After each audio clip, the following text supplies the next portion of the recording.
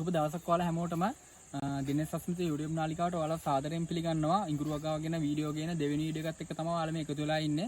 එතකොට මගෙන් ගොඩක් අය අහලා තිබ්බා ඉඟුරු බීජ කියන්නේ මොනවද? අමු ඉඟුරු කියන්නේ මොනවද? ඉඟුරු බීජ හඳුනගන්නේ කොහොමද? ඉඟුරු බීජ හොයාගන්න තියෙනවද? ගොඩක් ප්‍රශ්න තිබ්බා. ඒ ප්‍රශ්න වල උත්තර අරගෙන තමයි මම මේ පාර ඇවිල්ලා ඉන්නේ.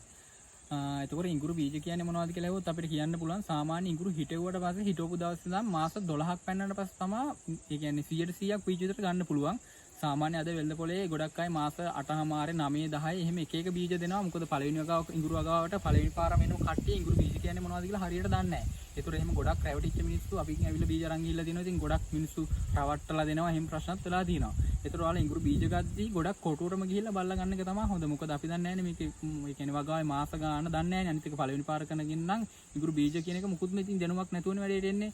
එතකොට සාමාන්‍ය දැන් මේ තියෙන්නේ අපේ ඉඟුරු වගාවට මාස 8මාර එකක්. සාමාන්‍ය මේක තව මාස 4ක් විතර තියන්න ඕන. හරියම බීජ මට්ටමට ගන්න ඕන. ගොඩක් අය මෙහෙම තියෙද්දි ඒ කියන්නේ දැන් මේ මාස 8මාරට තියෙන්නේ ගස්වල අල සුදු පාරන මල් ටික පිපිලා සුදු පාර තමයි අල තියෙන්නේ. මේක ගස් ටික මැරලා මිව ටික ගස් ටික මැරලා පොළොවට වැටෙනවා. හරිම බීජ මට්ටමට දීට අමතරව අල ටික දැන් මේ සුදු පාරට තියෙන අල තනිකර දුඹුරු පාරලා හොඳට මෝරලා එන්න මට්ටමට එන්න ඕන බීජ වලට ගන්න නම්. දළු ඉඟුරු වලට ගලවනවා කියන්නේ මේ මට්ටම. දළු ඉඟුරු කියන්නේ මේ මට්ටම මාස 8මාර මාස 7මාර ওই මට්ටම දළු වලට ගන්න පුළුවන්. ඒතර ඔයාලා බීජ ගද්දි අනිවාර්යෙන් මේ වගාව කරන කෙනාගේ මේ කොටුවටම ගිහිල්ලා බලලා ගන්න නැත්නම් ගොඩක් ලෙඩ හැදි. ඒ කියන්නේ අපි දන්නේ නැහැනේ වගාවේ තත්ත්වය කොහොමද කියලා බලන්න.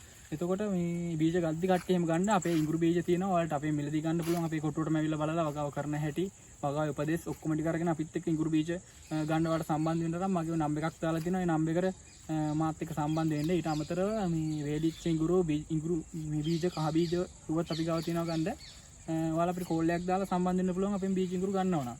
එතකොට කොහෙන් ගත්තත් ඔයාලා පොඩ්ඩක් බලන්න වගාවට දිලීර ප්‍රශ්න තියෙනවද බැක්ටීරියා ප්‍රශ්න තියෙනවද ඒක පොඩ්ඩක් හොයලා බලලා ගන්න.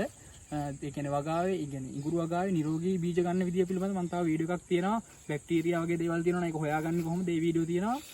YouTube මේ channel එක subscribe කරලා එකතු වෙලා ඉන්න. මම ඔයාලට මේ වැඩේ වෙන විදිය ඉස්සරහට වීඩියෝ වලින් අරන් එන්නම්.